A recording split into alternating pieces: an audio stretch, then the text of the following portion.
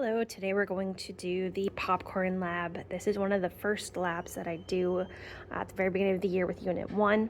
We're going to find the percent by mass of water in popcorn. The first thing I do is find the mass of an empty beaker. My beakers are really big and kind of heavy, so they overpower the digital balances that I have. So I use the triple beam balances, but it's a nice review for AP students on how to use the triple beam balance. So the mass for this one is 267.8 grams for this empty beaker. So next you want to add your popcorn to the beaker.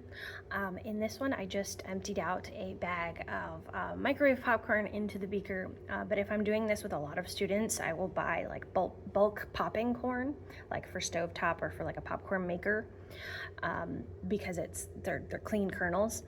And I'll use vegetable oil, just enough to cover the kernels, and salt.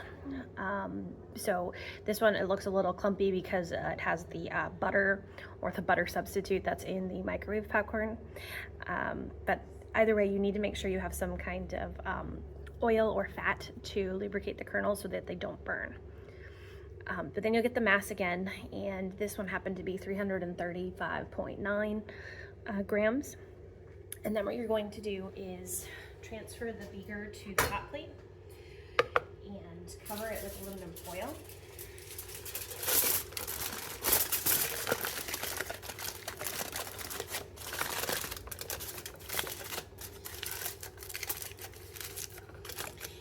And then you just want to poke a few holes in the top so that the steam has somewhere to go.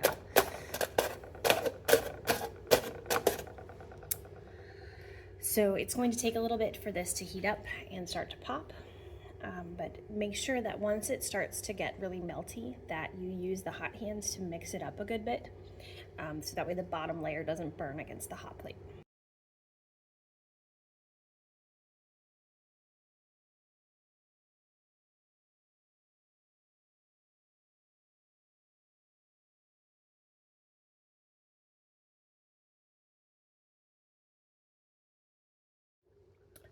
So once it's done popping, like you hear it stop popping, you want to take it off so it doesn't burn, and then take the aluminum foil off carefully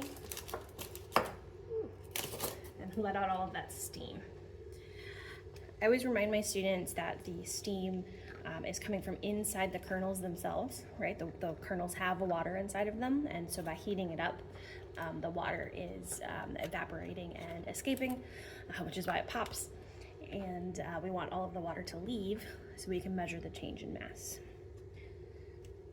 Okay, so once all of that water evaporates, I'm going to transfer this back onto my triple beam balance, and I will record the new mass. So the calculations for this lab, this is the original mass of the empty beaker, and this is the beaker plus the kernels that we added in before they were popped. And when you subtract those two, you'll get the mass of just the kernels. You'll also have the like butter, oil, salts, whatever you're adding in with it in that mass. Then you need to pop the popcorn, let all of the steam escape, and you'll record the mass again. That's this mass here.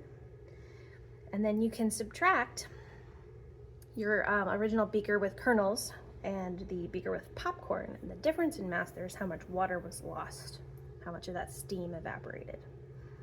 And then we can calculate the percent by mass of water in the popcorn. And so you'll take the mass of water over the mass of the kernels times 100. And in this experiment, we got 7.29% water. So this is a great lead-in to further empirical formula or percent by mass labs, like the empirical formula of a hydrate lab. But this is a really nice beginning of the year lab. It gets them into lab safety with the hot hands and the aluminum foil that you're using. It gets them practicing measurements, like using the triple beam balance, using the correct number of significant figures through your calculations. And it also gets them to talk about some of the sources of error and how those errors affect your final calculated percent of water. This is an excellent lab to start talking about percent error. So you can see some of it burned. if you dump some of it out, some of the kernels did not pop. And then also, we didn't really take into account the mass of the oil, flavorings, salt. So you always want to have that discussion with students, is how are these sources of error affecting your final calculated percent by mass? If you have some unpopped kernels, that means not enough water escaped. There's still water trapped in some of those kernels, so that will lower your calculated percent by mass of water.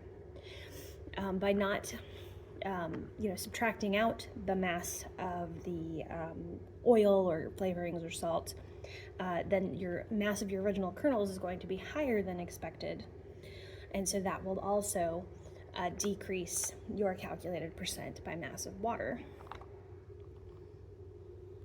The other source of error is that when some of them burn, they're undergoing combustion and releasing carbon dioxide as well as the water. So that will lead to a larger change in mass than expected and a higher percent by mass of water than expected. So these are really great conversations to have starting from the very beginning of the year. Okay, so you can also do this lab using microwave popcorn. Just get the mass of the bag with the kernels inside beforehand, and then we're going to stick it in the microwave it as normal, following the instructions on the bag, and then we'll come back and get the mass again after. Okay, so after the popcorn has been popped, our new mass is 81.71 grams. Then I want to dump out the popcorn onto plates or paper towels or into a big bowl or something like that. So now that I've dumped out all of the popcorn, you can see that the empty bag has a mass of 19.63 grams. You can also see that some of the kernels have not popped. So still some of the same errors that you would see when doing it with the beaker. So then to finish out the calculations for this lab, you're going to take the original mass of the bag with the kernels and subtract out the bag to get just the mass of the kernels. You're also going to find the change in mass from unpopped to popped, and that change in mass will be due to the water lost as steam. Then to find your percent by mass of water, you're going to take the mass of water over the mass of the kernels times 100 will give you the percent by mass of water.